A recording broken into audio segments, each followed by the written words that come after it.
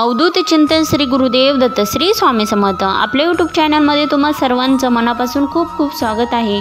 श्री स्वामी समर्थांची भक्ती सर्वार्थाने भक्ताला तारणारी आहे। आपल्या संकट समयी नुसते स्वामींचे स्मरण जरी आपण केले तरीही स्वामी आपल्याला मार्ग दाखवतात, असा माझा तर अनुभव आहे। माझ्या बऱ्याच स्वामी भक्तांचा देखील अनुभव असेलच। आता स्वामींची भक्ती ही आपल्याला बळ देणारी असते। आपण कितीही संकटात असलो किंवा त्या संकटाला आपल्याला सामोरे जायचं असलं तरीही स्वामीच्या नुसत्या नामस्मरणाने आपण त्या संकटाला सहजासहजी सामोरे जाऊ शकतो। स्वामींची एवढी प्रभावशाली सेवा आहे की ती केल्याने बऱ्याच संकटापासून बऱ्याच अडचणीपासून आपली मुक्तता होते। जरीही स्वामी कडक असले स्वभावाने तरीही ती आपल्या भक्ताची जी खरी भक्ती आहे ते जाणतात व आपल्या संकट समयी आपल्या हाकेला स्वामी समर्थ लगेच धावून येतात, असा माझा तर अनुभव आहेच। आता आज आपण पाहणार आहोत की संतती सौख्यासाठी किंवा एखाद्या दाम्पत्यास मूल होत नाही, लग्नाला बरीच वर्ष झालेत तरीही मूल होत नाही, अशा दाम्पत्याने किंवा संततीविषयी तुमचा कोणताही एखादा प्रश्न असेल, अडचण असेल, अशा दाम्पत्याने कोणते उपाय करावे, स्वामीच्या कोणत्या सेवा कराव्यात ते आज आपण ह्या व्हिडिओमध्ये पाहणार आहोत। संतती सौख्यासाठी स्वामीच्या सेवा अत्यंत लाभदायी आणि शीघ्र फलदायी आहेत। ज्यांना संतती सौख्य नाही अशांनी संतती सौख्यासाठी स्वामीच्या सेवा केल्या तर त्यांना लवकरच यातून मार्ग मिळतो, असा बऱ्याच स्वामी भक्तांचा अनुभव आहे। आता संततीविषयी तुम्हाला कोणताही प्रश्न असेल, कोणताही अडचण असेल तरीही तुम्ही स्वामींना नक्की शरण जा, असं मी तुम्हाला सांगेन।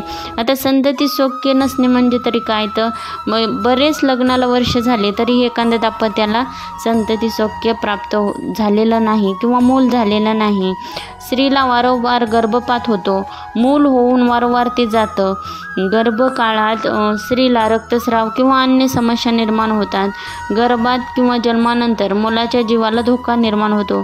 त्याचबरोबर आपले मूल व्यंग किंवा अपंग किंवा वेडे अर्धवट जन्माला येते, अशी बऱ्याच अडचणी असतात। आता संततीला फिट येते किंवा संतती हायपर असते, मुलाची वाढ खुंटते, गर्भामध्ये मूल असताना त्याची वाढ होत नाही किंवा संतती वारंवार अपघात होतात, संतती चांगली नसणे किंवा मूल आजारी पडणे किंवा ऑपरेशनचा टाईम येणे, झालेली संतती आई वडिलापासून दूर राहणे, म्हणजे नीट नाही वागत आई वडिलाबरोबर, अशा बऱ्याच अडचणी आहेत, त्याच्यावर तुम्ही हे उपाय करू शकता। आता संतती होत नसल्यास कोणता उपाय करावा, तर दाम्पत्याने दर गुरुवारी श्री स्वामी समर्थांच्या जागृत मठात जाऊन स्वामीला संततीसाठी प्रार्थना करायची आहे। हा उपाय तुम्हाला किमान 1 वर्ष तरी करायचा आहे। आता वडाच्या झाडाचे काही उपाय आहेत ते देखील मी तुम्हाला सांगणार आहे। दर पौर्णिमेला ज्या स्त्रीस मूल होत नाही तिने वडाची पूजा करून स्वामींना संतती देण्यासाठी मनपूर्वक प्रार्थना करायची आहे। जोपर्यंत मूल होत नाही तोपर्यंत हा उपाय करा। आसपास कुठेही वडाचं झाड असेल तर तिथे जाऊन तुम्ही हा उपाय करू शकता। दर गुरुवारी वडाची पूजा करून स्वामींना वंदन करून 11 छोटे तुपाचे दिवे तुम्हाला वडाखाली लावायचे आहेत व स्वामीला प्रार्थना देखील करायची आहे की आम्हाला मूल होऊन दे किंवा तुमची संततीविषयी जी अडचण आहे ती स्वामींना सांगायची आहे। हा उपाय देखील अत्यंत प्रभावी आहे। कोणताही एक उपाय करून बघा, तुम्हाला सगळेच उपाय करायची गरज नाही, कोणताही तुम्हाला जो सोपा जाईल तो उपाय तुम्ही करू शकता। दर गुरुवारी स्वामींच्या दर्शन घेऊन उंबर वृक्षाची पूजा करायची आहे व संतती देण्यासाठी स्वामींना प्रार्थना करायची आहे। हा उपाय देखील तुम्ही करून पहा, स्वामीला नक्की दया येईल व स्वामी महाराज तुम्हाला संतती प्राप्त करून देतील।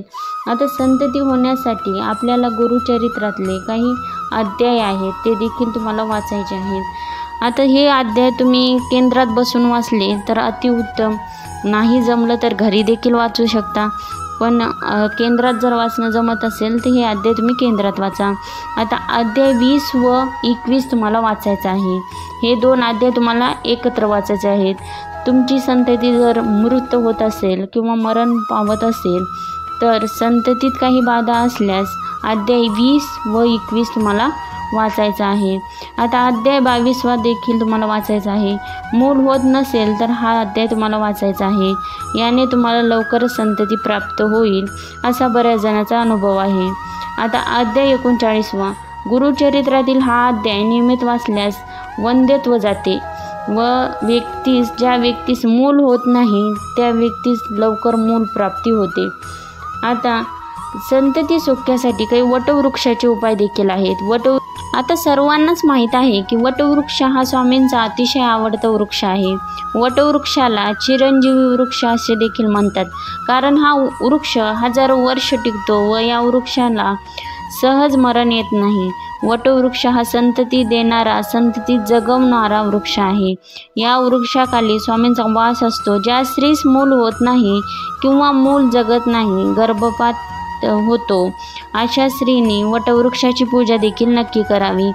आता ह्या सर्व सेवा ज्या सांगितल्या आहेत त्यातील एक जरी सेवा तुम्ही मनापासून केली, पण सेवा तुम्हाला अगदी मनापासून करायची आहे, स्वामीला अगदी मनापासून शरण तुम्हाला जायचं आहे व यातील कोणताही एक उपाय तुम्हाला करायचा आहे. सगळे उपाय करायची गरज नाही. जो देखील उपाय तुम्ही करता तो अगदी मनापासून करा व अगदी स्वामीला मनापासून शरण जाऊन करा. पहा, नक्कीच या उपायांनी तुमच्या जीवनात प्रभाव पडेल व तुम्हाला स्वामी कृपेने लवकरच मुलाची प्राप्ती होईल. स्वामीच्या कृपेने अनेक जणांना मूल प्राप्त झालेलं आहे.